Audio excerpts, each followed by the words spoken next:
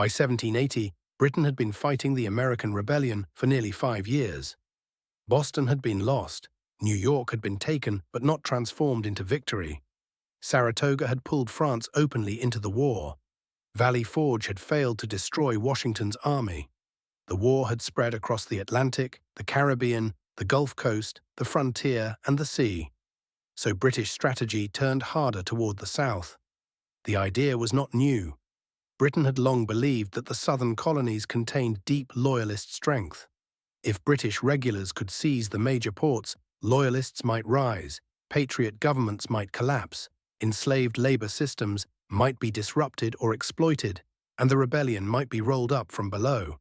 Georgia had already fallen back under British control. Savannah remained in British hands after the failed Franco-American siege of 1779. South Carolina now became the next great prize. To British commanders, the South looked like opportunity. To Patriot leaders, it looked like danger. To civilians, it looked like a war about to enter homes, fields, churches, plantations, swamps, and market roads. The Southern War would not be only red coats against blue coats. It would be neighbor against neighbor. It would involve Patriot militia, Loyalist militia, Continental soldiers, British regulars, German auxiliaries, native allies, enslaved people seeking survival and possibility, and families trying to guess which authority would still exist next month. In the North, Washington watched from a distance he could not easily cross.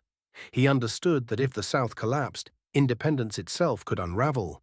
But he could not simply abandon the Hudson and march south. New York still held British power. The main Continental Army still had to survive. This gave the Southern theater a terrifying independence. Events there would move quickly, commanders would rise and fall, armies would vanish and reappear. Men who seemed defeated would become dangerous again. Episode 7 is the story of that turn, the year Britain nearly broke the revolution in the South, and the campaign that made British victory bleed itself thin. Charleston was one of the most important cities in the American South. It was a port, a political center, a commercial hub, and a symbol of South Carolina's place in the Revolution. If Britain captured Charleston, the loss would not be merely local. It would shake the entire Southern Patriot cause. In early 1780, Sir Henry Clinton brought a major British expedition south. Admiral Marriott Arbuthnot supported the operation by sea. Charles Cornwallis, already one of Britain's most important field commanders in America, was part of the campaign. The American commander in Charleston was Benjamin Lincoln. He faced a brutal problem: defend the city and risk being trapped, or abandon it and surrender the symbol without a fight. Lincoln chose defense. The British approached carefully. They landed south of the city, moved across the rivers and low country, built siege lines and tightened the pressure. Charleston's geography, usually part of its protection, became part of the trap. The British controlled the sea. Their works crept closer. American escape routes narrowed. Inside Charleston, soldiers and civilians waited as artillery thundered. The siege became a test of endurance, morale, and mathematics. Every day made the American position more desperate. On May 12, 1780, Charleston surrendered. It was one of the worst American defeats of the Revolutionary War. Thousands of Continental soldiers were captured. Weapons, supplies, and a major city fell into British hands. South Carolina's organized Patriot defense seemed to collapse at a stroke. For Britain, Charleston looked like the opening of victory. For Patriots, it felt like the South had been cut open. But a captured city is not the same thing as a conquered country. The Low Country could be occupied. Roads could be patrolled. Oaths could be demanded. But the Backcountry was wide, angry, divided, and armed. The fall of Charleston created a power vacuum. British commanders expected Loyalists to help fill it. Many did, but coercion and revenge also hardened Patriot resistance. Men who might have stayed quiet were pulled into the war. Families that had endured politics now faced occupation. The British had won a great victory. They had also stepped deeper into a region where victory would require more than a flag over a city. After Charleston, the South needed a savior. Congress sent Major General Horatio Gates, the celebrated victor of Saratoga. Gates arrived with reputation, confidence, and expectation. But Saratoga's prestige could not feed hungry men, cure disease, or turn exhausted militia into a reliable army overnight. Gates moved toward Camden, South Carolina, where Cornwallis was concentrating British power. His army included Continentals from Maryland and Delaware, militia from Virginia and North Carolina, and men who had already endured hunger and punishing marches. On August 16, 1780, near Camden, the armies collided. The American deployment was disastrous. Militia faced some of Cornwallis's strongest troops. When the British advanced with bayonets, many militia broke. Panic spread. The American line collapsed. Gates left the field in flight, riding far from the disaster as his army came apart behind him. The Maryland and Delaware Continentals fought hard, especially under Johann de Kalb. De Kalb was wounded repeatedly and died after the battle, becoming one of the tragic figures of the campaign. But courage could not rescue the whole army. Camden was a catastrophe. It destroyed another American force in the South. It shattered Gates's reputation. It convinced many observers that Britain might truly reconquer the region. Cornwallis now seemed to hold the initiative everywhere. And yet Camden also revealed the strange logic of the Southern War. British victory on a battlefield did not automatically create peace. It created fear. Fear created compliance in some places, but rage in others. Every demand for loyalty, every confiscation, every raid, every execution, and every insult could turn a local dispute into a military problem. The South became a war of roads and rivers, mills and meeting houses, family names and old grudges. Patriot commanders like Thomas Sumter, Francis Marion, and Andrew Pickens did not need to win giant conventional battles to matter. They needed to keep resistance alive. They struck supply lines, ambushed detachments, rallied militia, disappeared into difficult terrain, and made British control expensive. The British had won Charleston and Camden. On paper, the campaign looked brilliant. On the ground, the conquest was already beginning to burn. The southern backcountry was not simply waiting to be liberated by one army or conquered by another. It was already divided. Patriot and Loyalist families had lived near each other for years. Some men chose sides from ideology. Some chose from religion, ethnicity, local leadership, personal protection, or old conflicts. Some shifted as armies moved. Some tried to stay neutral and discovered that neutrality could be impossible. British commanders wanted Loyalist militia to secure the interior. Patriot commanders wanted militia to deny the British that control. The result was a civil war inside the Revolution. Francis Marion became famous for operating in the swamps and forests of South Carolina. Later memory would call him the Swamp Fox. His men moved lightly, struck quickly, and made pursuit frustrating. Thomas Sumter, sometimes called the Gamecock, fought with a harder, more aggressive style. Andrew Pickens helped rally Patriot power in the Carolina backcountry. These leaders were not fairy tale heroes. Their war was rough, local, and often unforgiving. Prisoners, property, and civilian loyalties all became part of the struggle. For enslaved people, the chaos opened terrifying and uncertain choices. British proclamations and military needs created openings for some to escape Patriot enslavers and seek British protection. Patriot armies also depended on forced labor, supply networks, and the world slavery had built. The Revolution's language of liberty moved through a South where bondage remained central to wealth and power. For women, children, and elderly civilians, the war could mean burned farms, missing relatives, sudden searches, shifting oaths, and the constant need to read danger before it arrived. Cornwallis understood that he needed the backcountry. Without it, Charleston was a base, not a kingdom. But every attempt to mobilize Loyalists also exposed them to Patriot retaliation. Every British post needed supplies. Every road had to be watched. This was the problem Britain could not solve. The more it tried to govern the South through force, the more force it needed. By autumn 1780, one British officer pushed that problem too far. His name was Patrick Ferguson. Patrick Ferguson was a capable and energetic British officer. He organized Loyalist militia and moved through the Carolina backcountry with confidence. His mission was to protect Cornwallis's western flank and suppress Patriot resistance. But Ferguson threatened the wrong men. Across the mountains, frontier militia from present-day Tennessee, Virginia, and the Carolinas gathered in response. These were not polished Continental soldiers.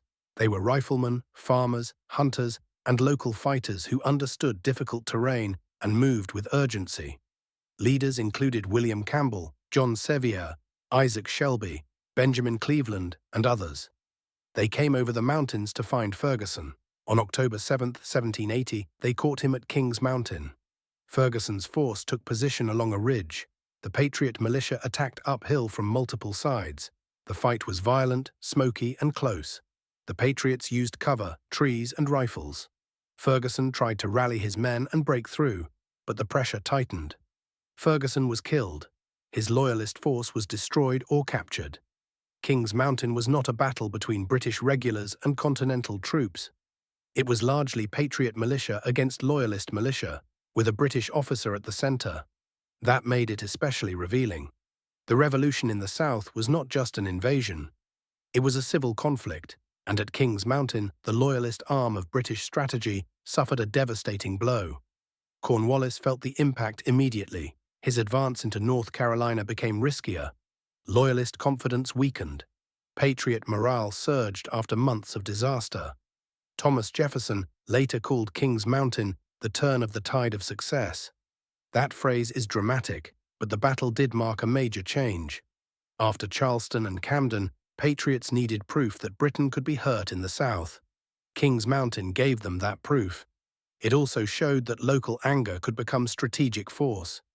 Ferguson's defeat was not only a battlefield loss, it was a warning that the Backcountry would not simply submit because Charleston had fallen. The South was still burning, but now the fire was spreading in directions Cornwallis could not fully control. While the South burned, the Revolution faced another crisis in the North. Benedict Arnold had once been one of the most brilliant fighting men in the American cause. He had helped at Quebec, fought on Lake Champlain, and played a crucial role at Saratoga. He had been wounded, overlooked, offended, accused, and embittered. By 1780, Arnold was commander at West Point, one of the most important American positions on the Hudson River.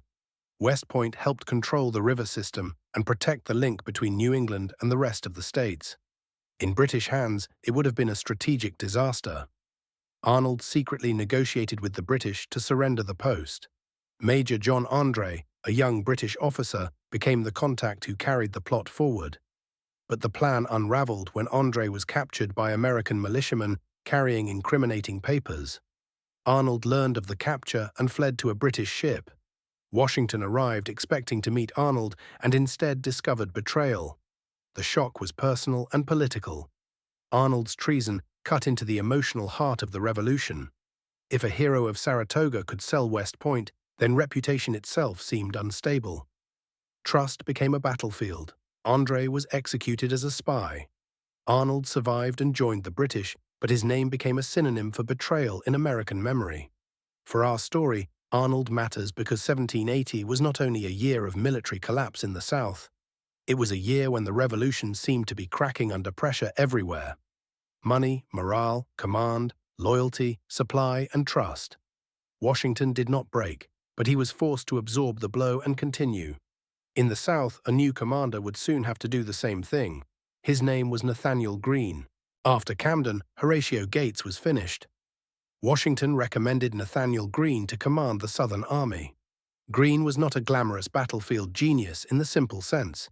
He had been a Quaker from Rhode Island, a self-educated soldier, and one of Washington's most trusted subordinates.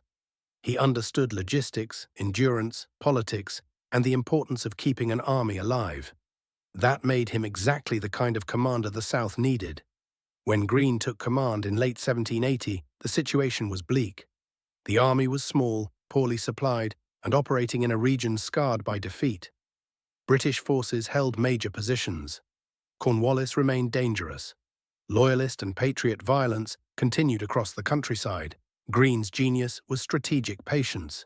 He did not imagine that he could simply crush Cornwallis in one grand battle.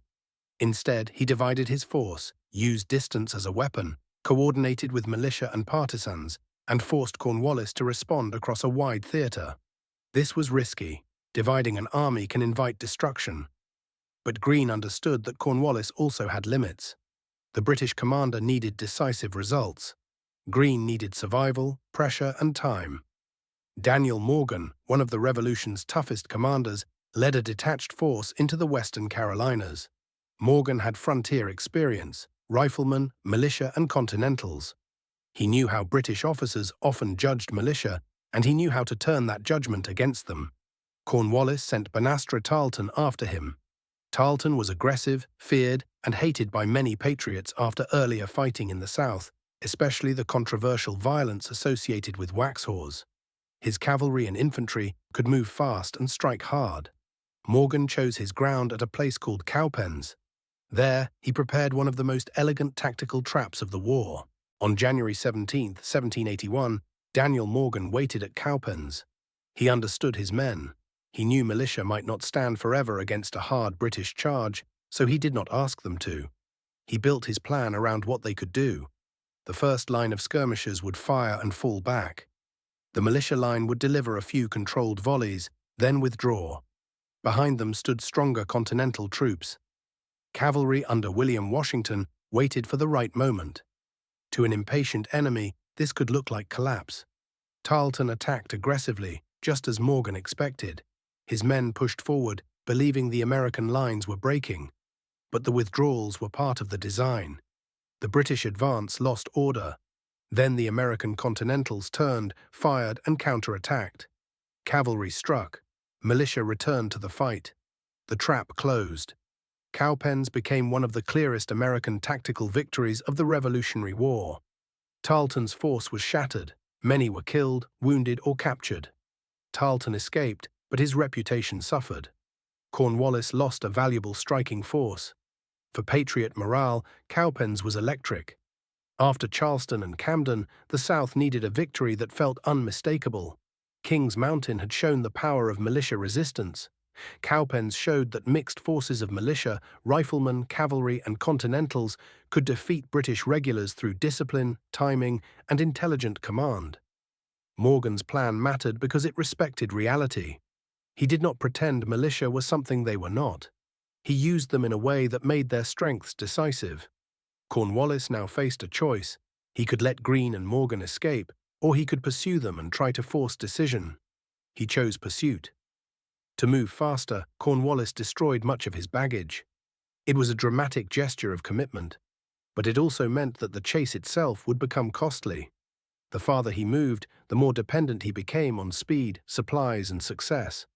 Greene was ready to make him pay for every mile. After Cowpens, Greene and Morgan needed to reunite and escape Cornwallis's reach. The chase became known as the Race to the Dan. Greene moved north toward the Dan River, trying to cross into Virginia before Cornwallis could force battle. Roads were muddy. Rivers mattered, boats mattered, timing mattered. This was not a cinematic duel on an open field. It was a campaign of maps, couriers, exhausted soldiers, bad weather, and narrow margins. Greene gathered boats ahead of time and used them brilliantly. His army crossed the Dan River in February 1781. Cornwallis arrived too late. The escape was a strategic victory without a battlefield. Greene had preserved his army. Cornwallis had worn down his own. The British commander had chased hard, but the prize had slipped away. Then Greene did something that defined his campaign. He came back. Reinforced and still cautious, Greene returned to North Carolina. He did not want battle on Cornwallis's terms, but he understood that Cornwallis could not be allowed to dominate the interior unchallenged. The armies moved toward Guilford Courthouse. Greene chose a defensive position and arranged his troops in depth. Like Morgan at Cowpens, he used militia and Continentals according to their likely performance. North Carolina militia formed one line, Virginia militia another. Continentals stood deeper. On March 15, 1781, Cornwallis attacked. The battle was fierce and exhausting. British troops pushed through successive American lines, but each stage cost them. Fighting became close and confused. Cornwallis eventually ordered artillery fire into a melee involving both American and British troops, a sign of how desperate the moment had become. The British held the field, but they had paid dearly. Guilford Courthouse was the kind of victory that can ruin an army. Cornwallis had technically won, yet his losses were heavy and hard to replace. Greene's army survived. British control did not expand in a stable way. After the battle, Cornwallis moved toward Wilmington on the coast to resupply. Then he made the decision that would shape the end of the war. He turned toward Virginia. Cornwallis went north, but Greene did not simply follow him into Virginia. Instead, Greene turned back into South Carolina. This choice was one of the most important strategic decisions of the war. Greene understood that if Cornwallis left the Carolinas, British posts and Loyalist networks there could be attacked, isolated and worn down. The British might win battles, but lose the countryside. Greene fought Lord Rawdon at Hobkirk's Hill near Camden in April 1781. The battle was a tactical British victory, but once again the deeper situation favored the Americans. British posts were under pressure. Supplies were difficult. Patriot militia and partisans kept moving. At 96, Greene besieged a major Loyalist stronghold. The siege failed to capture the post before relief approached, but British commanders soon abandoned 96 anyway. Holding the interior was becoming too costly. Francis Marion, Thomas Sumter, Andrew Pickens, Henry Lee, and other Patriot leaders helped make British occupation increasingly fragile. The war was fought in ambushes, raids, sieges, sudden marches, and exhausted withdrawals. In September 1781, Greene fought at Eutaw Springs. The battle was bloody and confused. The British held the field, but their position in the interior continued to shrink. Greene's pattern was unusual. He lost several tactical engagements, but won the campaign's strategic logic. He kept armies alive, applied pressure, and forced the British to abandon ground they could not afford to hold. This is why Greene is one of the most important commanders of the Revolution. He understood that victory did not always look like immediate triumph. Sometimes it looked like refusing to disappear. By the end of the Southern campaign, British power in the Carolinas had been pulled back toward coastal enclaves. The interior had not been pacified. Loyalists who had trusted British protection were exposed. Patriots who had seemed beaten returned. Meanwhile, Cornwallis was no longer in the Carolinas. He was marching into Virginia, where the war's final trap was beginning to take shape. Virginia was rich, populous, and strategically important. It supplied men, food, horses, tobacco, political leadership, and military resources. It was also deeply dependent on enslaved labor. A campaign there could threaten both the Patriot war effort and the social order beneath it. Benedict Arnold, now fighting for the British, raided Virginia in early 1781. His movement against Richmond shocked the state and humiliated defenders who were not prepared for a strong strike. British operations under Arnold and later William Phillips damaged supplies, burned stores, and disrupted Patriot organization. Lafayette was sent to Virginia with a small force. He was young, ambitious, and deeply committed to the American cause, but he faced a difficult assignment. He had to shadow stronger British forces, avoid destruction, protect what he could, and keep the theater alive until larger opportunities appeared. Baron von Steuben worked to gather militia and supplies. Anthony Wayne brought Pennsylvania troops south. Virginia militia entered and left service according to the pressures of local defense and short enlistments. Then Cornwallis arrived. After Guilford Courthouse and Wilmington, he moved north into Virginia, linking the Southern campaign to a broader British attempt to disrupt the American war effort. Cornwallis believed Virginia could not be ignored. If supplies and reinforcements flowed from there into the Carolinas, Southern conquest would remain unstable. But Virginia was dangerous for him too. The farther Cornwallis moved from the Carolinas, the more the war became a problem of coordination.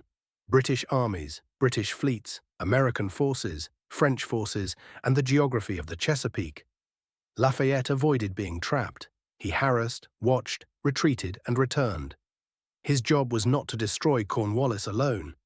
His job was to keep Cornwallis in view. That mattered more than anyone yet knew, because Washington and the French were watching too. By the summer of 1781, the American Revolution had entered a strange shape. In the Carolinas, Greene had not won a simple chain of battlefield victories, but he had made British control shrink. In Virginia, Cornwallis commanded a powerful army, but he was operating in a theater where rivers, roads, supply lines, and naval support mattered enormously. Washington still watched New York. For years, New York had been the great British base and the obvious target. French commander Rochambeau and his army had joined the Americans, but Allied action required coordination with French naval power. Without control at sea, a major siege could fail. Then came possibility. The French fleet under Admiral de Grasse was moving toward the Chesapeake. If French ships could control the bay, Cornwallis might be trapped. If Washington and Rochambeau could march south quickly enough, the war's scattered threads could suddenly tighten into one line. This was the transformation of the Southern campaign. Charleston had fallen, Camden had collapsed.